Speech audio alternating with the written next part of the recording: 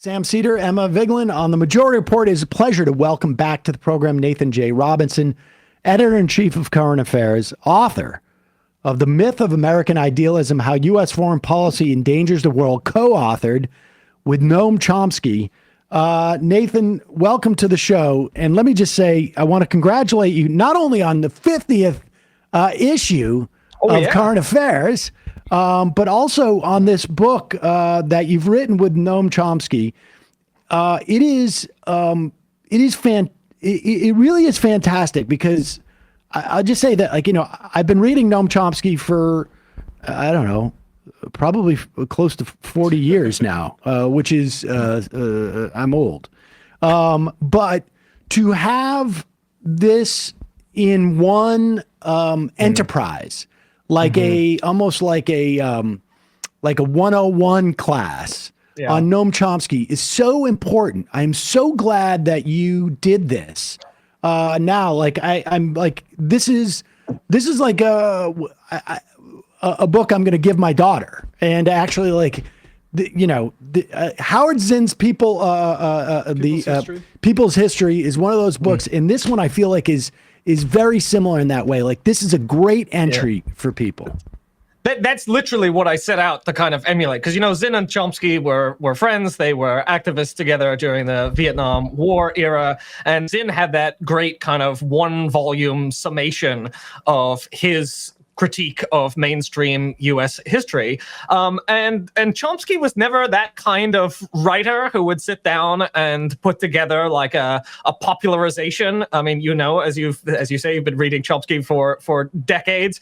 The work is brilliant and insightful, but it can be quite dense. And so I'm glad that you say, you feel that it achieved being that kind of one volume summation, because that's what I set out to work with him on producing is, okay, you have this sprawling body of work across literally 100 books. Yeah. How do we boil down what the critical insights are and kind of introduce them to a new generation of readers?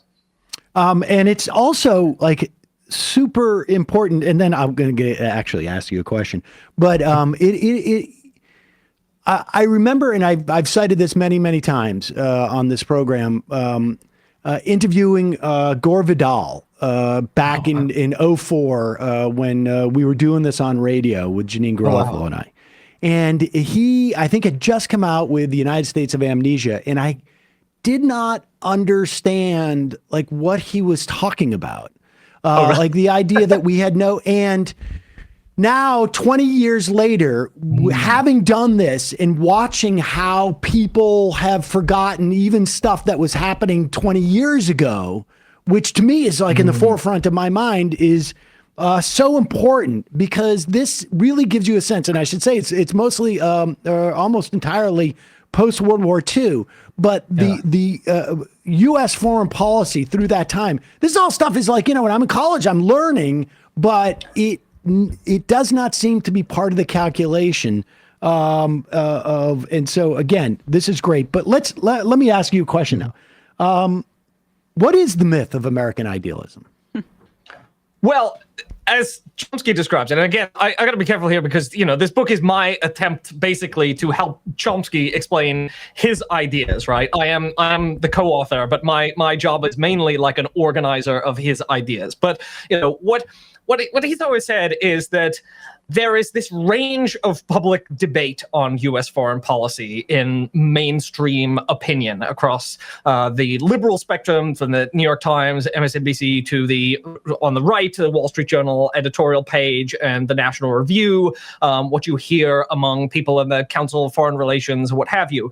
And that spectrum, right, runs from America can do no wrong, as George H.W. Bush said, I will never apologize for America. I don't care what the facts are. We literally, by definition, can do no wrong, to what Chomsky calls noble mistake theory. That is to say, we do things that are wrong, but we always do them out of a sense of pure principle idealism. And so the Iraq War was a terrible idealistic mistake. We tried to bring democracy to the people of Iraq, but they just weren't, they couldn't handle democracy. Or Vietnam, we tried to defend democracy in South Vietnam, but we didn't win. It was a tragedy. It was awful. A lot of people died, but we meant well. well. In Afghanistan, we meant well. And Chomsky's critique has always been that in policy circles, actually, among those who make the decisions, there is very little actual idealism. That the idealism is rhetoric that is for public consumption. But the decisions are actually made with very little regard to, for example, the interests, the welfare of the people of South Vietnam was just not really of interest to Lyndon Johnson, Richard Nixon. The war, the invasion of Iraq was not an idealistic mission to bring democracy that failed. These are power plays by very powerful men who are in charge of the country. And so Chomsky has always disputed the kind of, yes, he goes after the like America can do no wrong theory, but he's also a very, very powerful and trenchant critic of the kind of liberal defense of American power, which is that we do we do things that we mean well, but then they go wrong. Well, never has this been more evident than in this current moment, right? With Biden's support for the genocide in Gaza, right? And when you compare it, of course, to just more bloodthirsty, but fairly identical kind of outcomes that the right wants, because Brett McGurk across administrations, the Abraham Accords across administrations on this front. But like, how do you and Chomsky as well square that cynical use of idealism with the fact that a lot of what foreign policy and the execution of foreign policy is in this country is so disconnected from public opinion, particularly at this moment, that there's that chasm there? Yeah, that's right. And one of the important points in the book is that when we're talking about American idealism, usually we're talking about the powerful. The book is not, Chomsky's often called like anti-American or a critic of America. That's a little misleading. We draw a major distinction between the American people, who have always been in public opinion polls, pretty instinctively anti-war. One of the reasons that government has to do a lot of nefarious things in secret is because when the population finds out about them, they're horrified. So yes, and then we have a whole chapter on the kind of disconnect between popular opinion and actual public policy. But on what you were saying about Gaza, one of the reasons that Chomsky is so critical of liberal opinion is because he thinks it's almost more dangerous to have people like Joe Biden, who over the course of and I just did an article on foreign policy about the way that the Biden administration faked its negotiations for a ceasefire. Basically, at every stage of the war, they've said, the war is a tragedy. We want it to end. We're trying to negotiate a ceasefire. But they had decided from the outset that they weren't ever going to pressure Israel to agree to a ceasefire. So the negotiations, therefore, couldn't succeed, because in order for them to succeed, you'd have to pressure Israel. But the Biden administration has put up this front of, we really are doing everything. We're working tirelessly every day to try and achieve a ceasefire. Now, on the right, the pro-Israel side, the people like Mike Huckabee are just like, we don't want a ceasefire. Israel can do what it wants. That's our policy, is for Israel to do whatever it wants. But the Biden administration has this extra layer of deceit, this mask of idealism, and for Chomsky, that's actually quite dangerous because it has the power to convince people. Yeah, I just remember Thomas Friedman's role in the context of Iraq War, and that, in many respects, it's hard to sort of say who is one person determinant, in terms of like the tipping point for public support. But Friedman was the guy who otherwise sort of like reasonable liberals who would be vaguely anti-war unless it was absolutely necessary. He was the one who sort of like brought in that last constituency that, was necessary to be able to, I guess, get a lot of frankly, Democrats and presidential hopefuls at that time to vote to give Bush that authorization. But I want to make one other point too before we go forward. The thing about Chomsky, which I think is misunderstood, unless I think you have listened to a lot of his interviews, because he does address this, but is that this is not campism. Like the idea is not that America is uniquely bad, but is typically bad. Yeah. He says we're no worse than others, but we're no better than others either, right? But we are especially powerful, which is one of the reasons that our actions require attention, and we're also have this very, very powerful mythology about our goodness and our mission in the world, which also makes us kind of especially dangerous. But I actually asked him in an interview. I asked him, about this question of anti-Americanism or singling us out, and he said, he literally said, we're no worse than others, and he started talking about the British Empire and the French in Vietnam and atrocities around the world. In fact, people have accused him of being an apologist for Vladimir Putin's invasion of Ukraine, but he says very clearly, Vladimir Putin is a war criminal, he's a gangster. The invasion of Ukraine was the worst violation of international law since the Iraq War, right? Since our own violation of the law against wars of aggression. Yeah, I mean, I think that's a point that's lost on people, and it's used on some level as a way of discrediting his thesis, and I maybe purposely misunderstanding it in great respect. What accounts is the U.S. unique in its creating this myth about its workings in the world, or is it just unique in the sense that it is so powerful? It may be unique in some sense in that it's the component of this myth that is about spreading our model to the rest of the world. You don't really see that kind of rhetoric in that expansionist kind of rhetoric. Democracy versus civilization, right? That might be an updated way. Sorry to cut you off, Nathan. No, yeah. You don't see quite that kind of stuff in China, for example. I mean, obviously, you can call China expansionist in its desire to take over Taiwan, but you don't see that kind of, that missionary zeal that we've always had in the United States, the kind of city on a hill stuff, the international inclination. But he points out that these kinds of myths, like war myths, war propaganda, are very common everywhere. And the Russian myths about what they're doing in Ukraine, that they're fighting a war against Nazism, and they're fighting a war to defend their way of life against unprovoked aggression. These are literally the myths that every side in every war uses, right? So, no matter what, and sometimes that doesn't mean there's no right and wrong in war, just because both sides have these mythologies. But every party to a war always sees its own role as defensive. The Japanese in World War II saw themselves as acting defensively. Even Hitler's rhetoric was defensive rhetoric, suggesting that they were under attack. That Germans were under attack in Czechoslovakia, that Jews were attacking German civilization, and so all the rhetoric is always defensive. Let's talk about the how the U.S. Maintains, or the methodology of it maintaining, or its attempt to maintain hegemony. What you call the, or I guess Chomsky calls the Mafia Doctrine. Explain that to us.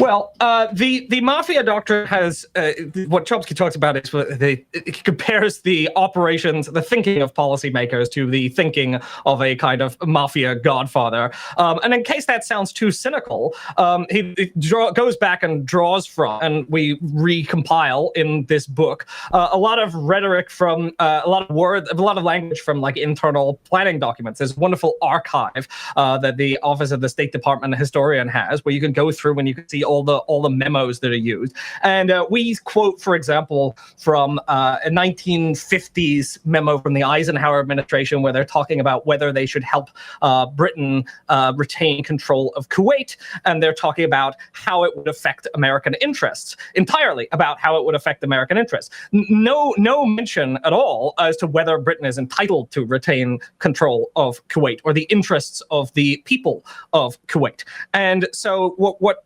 Chomsky argues, and what I think is proven by a lot of documentation, is that the internal discussions are generally about power. They are generally not about what the public rhetoric is about. So in Vietnam, for instance, the rhetoric is not, the internal discussion is about U.S. credibility and U.S. power, and what would happen to the United States if we were to lose in Vietnam, and not about what would happen to the people of South Vietnam, though obviously the public speeches are all about, well, we're trying to protect the people of South Vietnam from communist aggression. But when things like the Pentagon Papers come out, you find out that that's not what they were talking about. What they were talking about is, what is this going to do to U.S. prestige and U.S. power if a lot of peasants in the jungle are seen to defeat us? And the same with Cuba, where the public rhetoric is about Cuba being a dictatorship, but in private they're talking about, well, what is it going to mean for the United States if a country this close to us, a few miles off the shores of Florida, is able to defy us? And what we need to do is we need to make sure that they are not able to ostentatiously thumb their noses at us.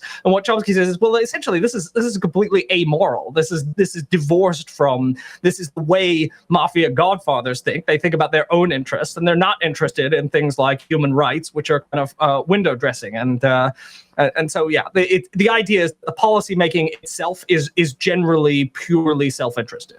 I want to get into what constitutes that self-interest as a nation, but staying on this point for a moment, and it's also about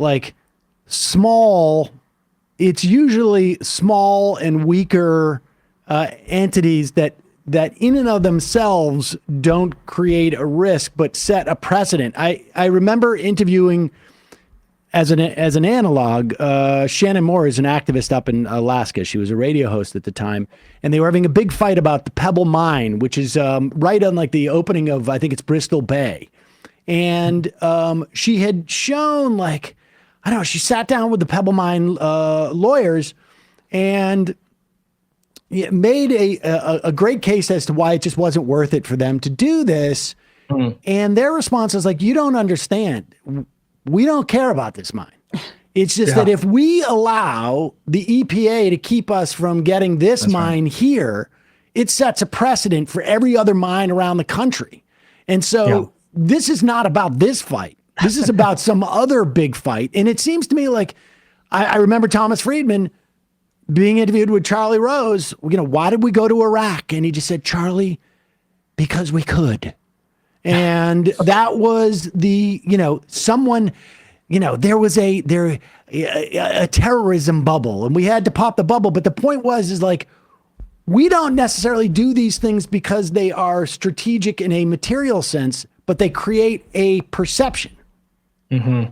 Yeah. What Chomsky's always argued is that in some sense the domino theory, which is supposedly discredited, was actually true and did reflect how they thought, which is basic. But it wasn't, that communism would spread. It was that, as Chomsky says, in the case of a godfather, if some small shopkeeper defies him, he sends his goons down around to break his legs, not because he actually needs the protection money from that one shopkeeper, but because, as you say, it sets this kind of off precedent. And that kind of language about precedent, in fact, that's quite open. That's not even internal, right? When Nixon's talking about Vietnam, he's talking about U.S. prestige and basically saying we have to win in Vietnam. We have to have the phrase they used was peace with honor, and what peace with honor meant was that if we are seen to lose, that will be bad for us because we will seem like losers, and then it will embolden other people to defy us. So we need to show with extreme violence what happens when you defy the United States, and that is a kind of Godfather-like thinking. It's really disturbing, actually, when you think about the fact that these are human beings, right, that are killed in these wars. That when you see rhetoric like, well, we can't lose we have to support the Shah because if we don't support this horrible, brutal dictator against this popular uprising, our other dictator allies are going to think that we're not going to stand by them. I mean, when you see that kind of rhetoric, it's really, really disturbing. There was also, and this comes up in the book too. I think it was in for the Iraq War, or maybe it was the first one, where the era of the Vietnam syndrome is over. The celebration of the end of the reluctance of the American public to wage war. Yeah. Just talk about that for a moment. Yeah, no, this is the first Gulf War, which we talk a bit about, really needs to be revisited because it's one of those wars that's seen as one of our like good wars, but it actually wasn't. And this whole thing about the babies in the incubators. Yeah, right. All the war propaganda, but also the fact that the war probably could have been averted. And the Bush administration was talking about like how they needed to avoid a diplomatic resolution to the conflict, right? Because Saddam Hussein was like sending out feelers that suggested that he knew he'd made a mistake by invading Kuwait because he didn't understand that the United States would react very badly to it, and was trying to like work out a way to withdraw and kind of save face. And we were like, no. And the Bush administration was essentially trying to avoid that kind of face-saving outcome that would have been a diplomatic resolution, because they saw an opportunity here to show, as George H.W. Bush himself said, that what we say goes. Like, that was the phrase he used. He said, we have to show that what we say goes. And so there was a war that probably could have been avoided through a bit of careful diplomacy. Of course, we don't really know for sure. But yes, you mentioned the Vietnam syndrome. The thought was that the war was great because it had helped overcome that public reluctance to support the use of force that had developed after the catastrophe of Vietnam, and had been one of the reasons why the Reagan administration felt that they couldn't actually wage an outright war in Central America. So the idea was, well, now this is great because we've shown that there can be good wars, and hopefully this syndrome, which is essentially like the public's anti-war, and we kind of had that after the Iraq War too. We have the similar Iraq syndrome, where now like even people like Donald Trump have to kind of posture as anti-war. Well, that really existed after Vietnam, but it was overcome with this great little war we had in the early 90s. How much do we know about that first Kuwait? Because certainly by within a couple of years, maybe I can't remember exactly when, but there was at least an awareness for people who were interested in this type of thing that. Was it April Glaspie? Was that the name of the our ambassador? She went to talk to, and people forget that we supported Saddam Hussein in his war against Iran, to the point where there's photos of Donald Rumsfeld shaking hands when Donald Rumsfeld was CEO, I think, of a chemical sort of arms dealer and manufacturer. And we provided chemical weapons for Saddam Hussein that he ultimately used against Kurds up there, but also in his war on Iran. And the idea was like, okay, this is going to help our hegemony as a bulwark against Iran. And when Glaspie went to meet with Hussein, who was like, do you have a problem with my invasion of Kuwait? She's like, we don't get involved in this, which sent basically the signal of like, it's up to you. And then, but do we have a better understanding of what that dynamic is at this point? Well, so when she went to meet with Hussein, he didn't say he was going to invade Kuwait, but the quote was that the United States have no opinion on Arab conflicts like your border disagreement with Kuwait.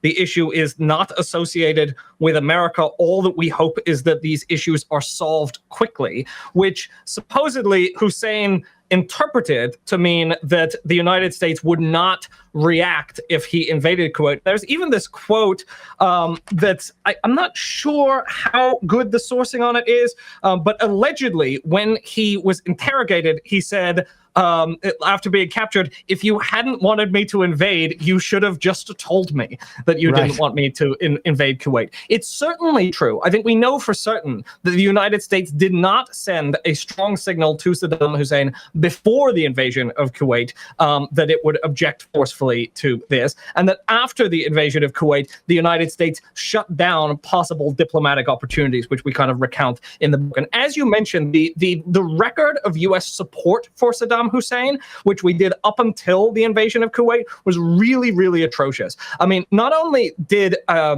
what we did was as Saddam Hussein was committing some of the worst crimes in the history of the 20th century, right, the use of chemical weapons against the Iranian population, we were concealing the evidence and, in fact, helping him, and making sure that the UN didn't find out that he was doing this, and casting doubt on the existing evidence that he was using chemical weapons. Because, as you say, at that point, Saddam was considered to be useful, but then he got too big for his britches and he needed to be taught a lesson.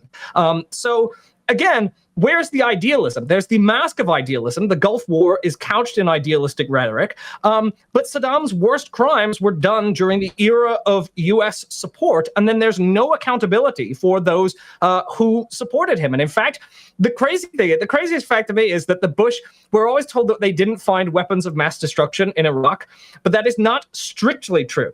They found some weapons of mass destruction in Iraq, but they didn't publicize it because they were weapons from the era where we gave it to Saddam, and we didn't want to have to discuss that. And I mean, and also, and let me just say this, the definition of weapons of mass destruction at that time sort of became very, very expansive. Right. I mean, the amount of like anthrax that you need on a battlefield to kill, even 100 men is just enormous. Like they thought they would find weapons of mass destruction there because we had sold it to them, and they just assumed there was more there. But this stuff was not weapons of mass destruction in the way that we were sold this. There was no mushroom cloud. There was not. You were not going to kill hundreds of thousands of people in New York City. There was nothing that posed a threat. It was like rusty relics of the 1980s. 100%. And all right, but let's talk about interest, right? Because like there's this couching of U.S. Sort of realpolitik interests, as it were, in this notion of we're spreading democracy or we're helping, spread freedom or whatever it is. But even the concept of what is U.S. interests is sort of is in somewhat veiled as to what we mean by that. That's right. So you might even say that you think, okay, well, perhaps it's legitimate for states to pursue their own interests. Perhaps they don't need to be idealistic on the international stage. I see through all that. I understand that the world is a bunch of cynical power games. On the other hand, the job of the United States government is, in fact, to look out for American interests. But one of the crucial things that Chomsky does that you point to here is to unpack this term.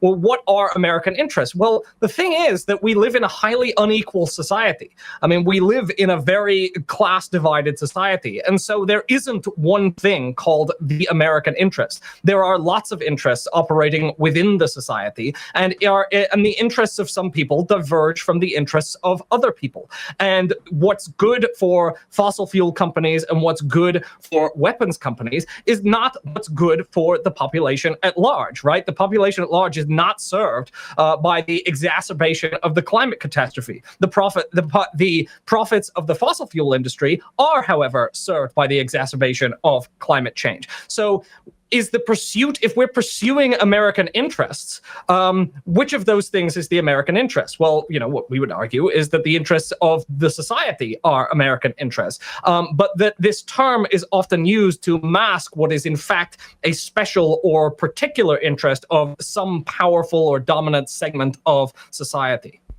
And we should say, it's not just like, when we say like fossil fuel and weapons manufacturers, those may be the most sort of nefarious commodities that are, but it goes back to bananas even.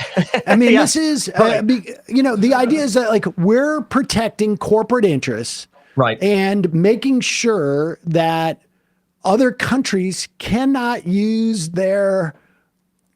essentially keep their resources to benefit or profit themselves. And, when we've got to deploy military resources to protect someone's ability to corner the banana market in, production in Honduras, 100 some odd years ago, we all end up paying for. This is just like a classic case of socializing the cost and privatizing the profits. We're just doing it with other people's profits. Yeah, I mean, you mentioned fruit, the obvious example being when the United States overthrew the government of Guatemala during the Eisenhower administration after it threatened the profits of the United Fruit Company, and then plunged Guatemala into half a century of horrible civil war and genocide. And then we wonder why there are so many Central American migrants coming to the United States, because we're not told about any of the things that we actually did. The same in Iran, where at the same time, the Iranians moved to nationalize oil production so that they could benefit from their own resources, and we overthrew their government, or worked with elements in Iranian society to overthrow their government, install a horrible military dictatorship, and created the massive anti-American sentiment that persists in Iran to this day and is the source of major global conflict. So one of the important points is that we're not told about any of the things. We're only told about the crimes of others. We're not told about any of the things that we do that cause backlash and response. That was one of Chomsky's main points after the 9/11 attacks. And if we understood these things, we would understand that our interests do, in fact, diverge from what is used rhetorically as the American interest. Let's talk about much of this stuff that sort of like brings us up, is historical. But there are a couple of things that get touched on, and in the book that are very much in our future. And particularly in terms of our relationship with China. Give us a sense of what Chomsky's perspective is on this dynamic between Taiwan and mainland China. Well, it's certainly not a defense of the authoritarianism of the Chinese government. But what he does point out over and over is that China is portrayed as a threat to the United States without much evidence for that. And a lot of things that are done in response to the perceived China threat, in fact, create the very threat that they're intended to guard against. There's been all this talk about the, quote, pivot to Asia that a lot of people in foreign policy circles believe is necessary, which consists a lot of kind of militarizing the region that is called the Indo-Pacific. This, in turn, makes China feel surrounded by U.S. military power and creates a military response, which in turn creates further evidence for supposed China threat. And again, this is a situation where we do to China things that we would perceive as aggression if they were done against us. Chomsky points to the Cuban Missile Crisis, the stationing of Soviet missiles in Cuba in 1962, this idea that by coming into our domain, that was an act of aggression. Well, we do similar things to China, but we don't expect them to interpret it as an act of aggression. We talk a lot about Chinese spying. There's a new thing just today in the paper this morning about Chinese hacking, but we don't talk about our spying in China, which is also extensive. We expect them to tolerate things that we would never tolerate ourselves. And what Chomsky points out is that to understand what the actual situation is, you have to understand what both sides are doing. And in fact, the situation with China is an example of what is classically referred to in foreign policy as the security dilemma, which is a name for a situation where each side takes actions that it perceives as defensive, but that the other side perceives as offensive. And one of the core arguments that Chomsky makes about why U.S. foreign policy endangers the world, as the subtitle of the book says, is that we don't ever analyze the things that we do, we always perceive as defensive, that are then perceived as aggressive by the other side, that then create a reaction that we perceive as aggression, requiring more things that we see as defense or security on our side, which creates further reaction on the other side. And that understanding, that self-scrutiny, know thyself, he says, is crucial to keeping these conflicts from getting out of control. Like the conflict with China, he warns that if it gets out of control, I mean, this could be a nuclear war between great powers. I mean, it could be a massive arms race. It could be a real human catastrophe, the worst in our history. But how much of that, some of that sounds a little bit like the bumbling empire theory, as opposed to this is our way of saying, like, look, we are setting our boundaries for some economic territory. Like, we want, and like so much of this was outlined in the Trans-Pacific Partnership, which is basically saying, like, we're going to have hegemony over the economic system of everything that surrounds you, so that our, whatever we produce is produced under, and the rules of essentially the world are our rules, our copyright, our trademark, our production flow, whatever it is. And the military part in there is go like, and if you don't like it, we're gonna do this brinksmanship. Like, how, where does that, I mean, it feels like, on some level, like, we don't know what we're doing in escalating, but I sort of feel like we do. We're playing chicken, and we're doing it because we want to have this economic control. And by we, I mean the certain corporations want the economic control. And we have like the infrastructure to actually have that threat of military dominance, which other countries don't. So we can back it up. This is critically important because, again, you're going to see in all discussions about Taiwan, they're all framed in idealistic terms. Taiwan is a democracy. China poses a threat to this democracy. We have to protect this little democracy. Now, it's true that Taiwan is under threat from an authoritarian government in China. That's not false, but it is false that that's the reason why the United States is so committed to making sure that China does not absorb Taiwan. And if you look at U.S. national security documents, if you look at the national security strategy written under Trump or Biden, they're all pretty open about saying that what we're trying to do is contain China's rise and maintain American power in the Indo-Pacific. And that what we don't want is a competitor power. It's remarkable when you actually read documents written by the United States government, how openly they talk in these power terms, these power concepts about containing the rise of China. And then all of the idealism kind of slips away, and we understand that what we're concerned with is our country's power relative to other countries' power. Let's talk a little bit about like what we can do about this, because it is rare, it seems to me, that any of our foreign policy really makes a huge difference to Americans. Now, I would say, like, I'll put an asterisk and alongside that. I think, if you're under the age of 40 and are on social media, like, your awareness and I think disgust about what's happening in Gaza is really different than it's been since I think like Vietnam was televised, the first televised war.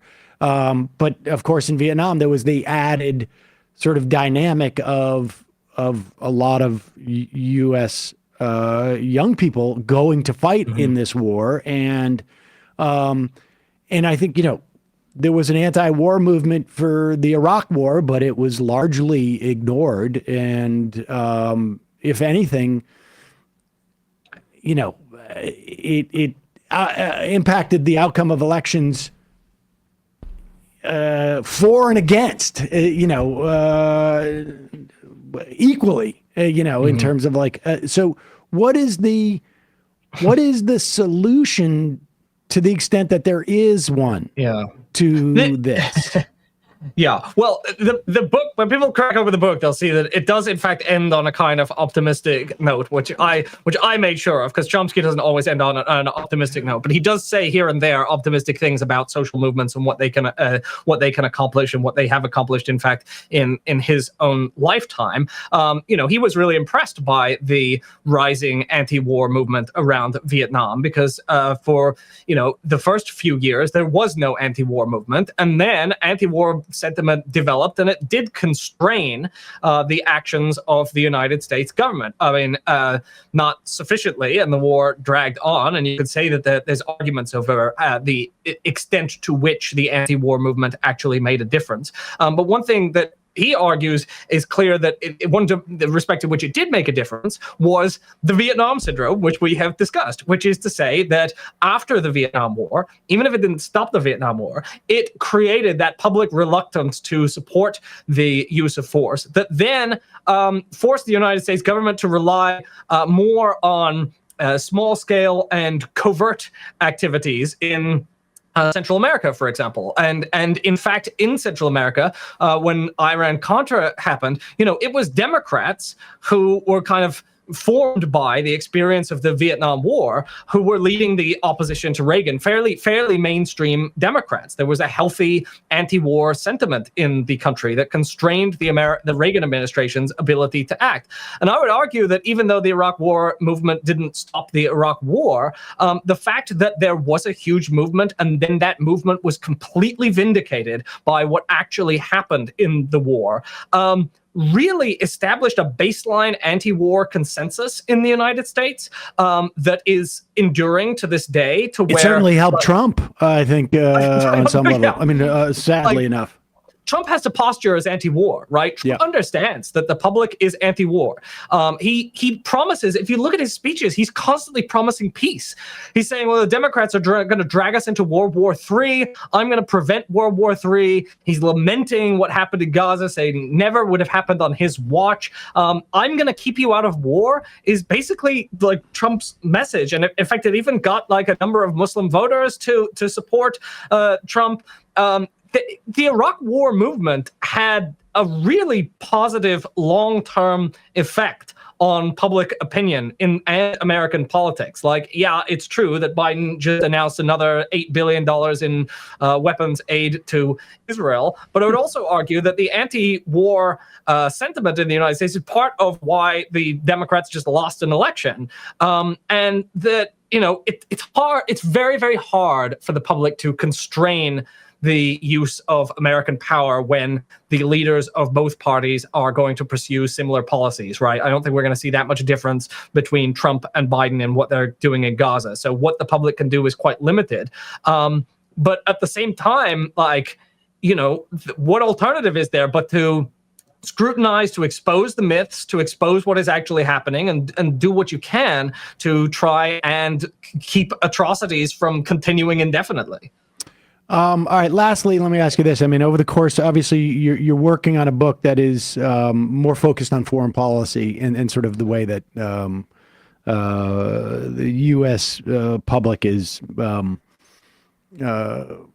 manipulated or at least kept in the dark as to what the actual agendas are and where it's going. But over the course of the time that you were working on the book with Chomsky, and he's obviously very late in life and is not doing particularly well and largely incommunicado as far as I can tell. But over the course of the time that you were working with him and even prior to that, what was your sense of his, where was he domestically in terms of optimism or pessimism? Or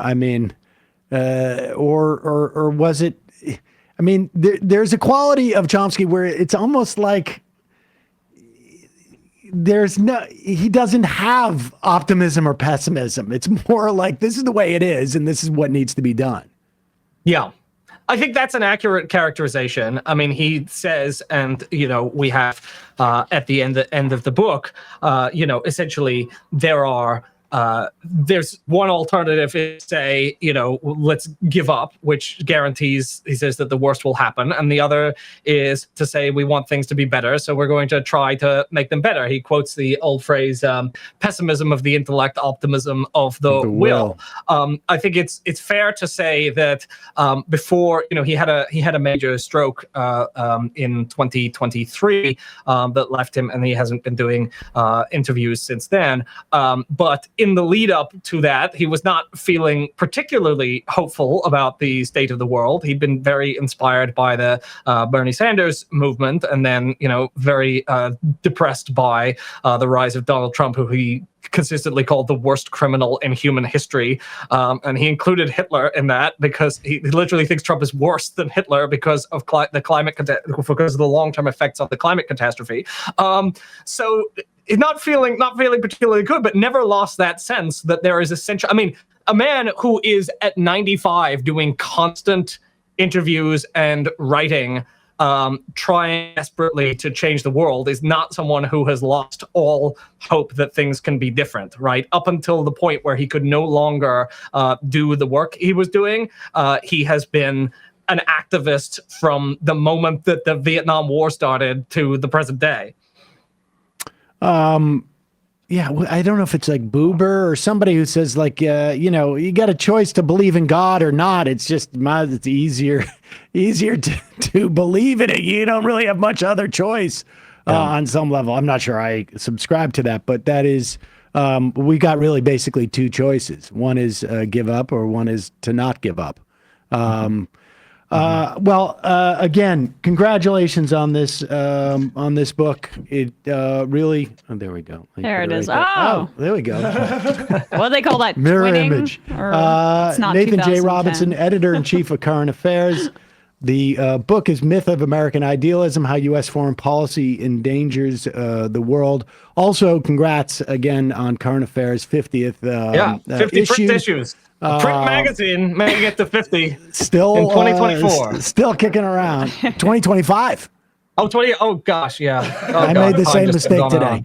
We'll put a link both to the book and Current Affairs. Nathan, thanks so much for coming on. Oh, thanks, Sam. Thanks, Emma. Nice to see you both. Thanks, Nathan. Bye-bye. Yeah. Hey, folks, don't forget to hit the subscribe button and check out our daily show. We do it every day at 12 p.m. Eastern for about 2.5 hours. We even take phone calls. You should check that out.